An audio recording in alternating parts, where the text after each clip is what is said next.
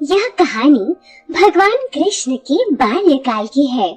बचपन में बाल गोपाल कृष्ण बड़े ही शरारती थे।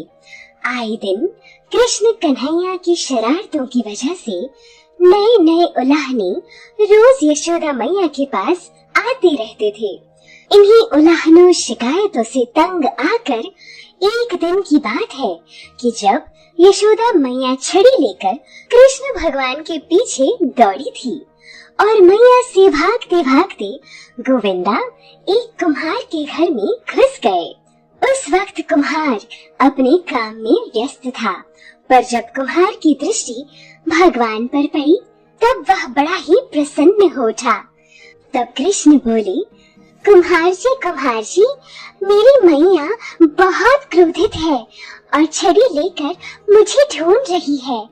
कुछ समय के लिए मुझे कहीं छिपा लीजिए। कुम्हार भगवान श्री कृष्ण की अवतार स्वरूप से ज्ञात था। उसने तुरंत कृष्ण जी को एक बड़ी सी मिट्टी की घड़ी के नीचे छिपा दिया। कुछ समय पश्चात जब यशोदा मैया ने वहां आकर पूछा, क्यों रे कुम्हार, क्या तूने मेरे कान्हा को देखा है? तो कुम्हार ने जवाब दिया, नहीं मैया, मैंने नहीं देखा। कुम्हार और यशोदा मैया के बीच हो रहा संवाद भगवान श्री कृष्ण गौर से सुन रहे थे। फिर जब माता यशोदा वहां से चली गई तब कान्हा बोले, कुम्हार जी, मेरी माता यदि चली गई हो तो मुझे इस घड़ी से बाहर निकालिए। तब कुम्हार मुस्कुरा कर बोला, ऐसे नहीं भगवान, पहले आपको मुझे वचन देना होगा कि आप मुझे 84 लाख योनियों के बंधन से मुक्त कर दोगे। कुम्हार की बात सुनकर कान्हा जी मुस्कुराए और बोले, ठीक है कुम्हार जी, मैं वचन देता हूँ कि मैं तुम्हें 84 लाख योनियों की बंधन से मुक्ति दे दूंगा। अब तो मुझे बाहर निकालो।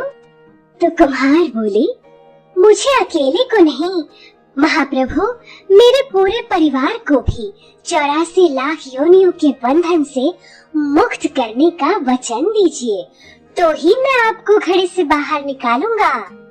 इस पर कृष्ण बोले, ठीक है भैया, मैं उन्हें भी 84 लाख योनियों के बंधन से मुक्त करने का वचन देता हूँ। अब तो बाहर निकाल दो।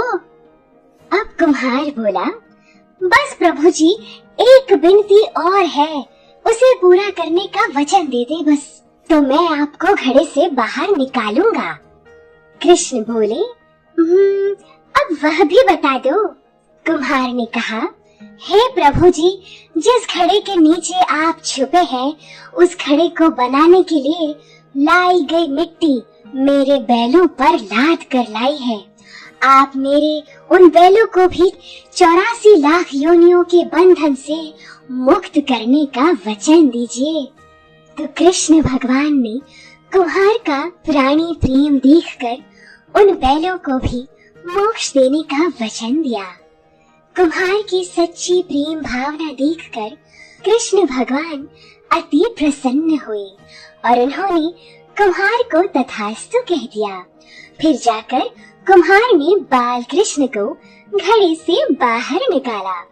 उनको साष्टांग प्रणाम करके कुम्हार ने बाल कृष्ण के चरण धोए और वह चरणामृत प्राशन करके अपने पूरे घर में उसका छिड़काव किया।